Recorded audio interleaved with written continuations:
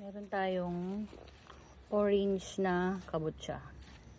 Kulay orange na kalabasa.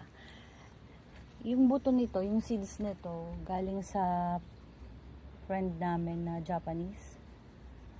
Ang galing, no? Talagang orange. Kulay orange siya ng kalabasa. Kulay dilaw. Orange na may pagkadilaw. Ayan. Malaki na. Tapos, bumula ng mga kalabasa. Mayroon pa akong kalabasa dito. Ito naman yung regular na putso na kalabasa talaga. Yung kulay na.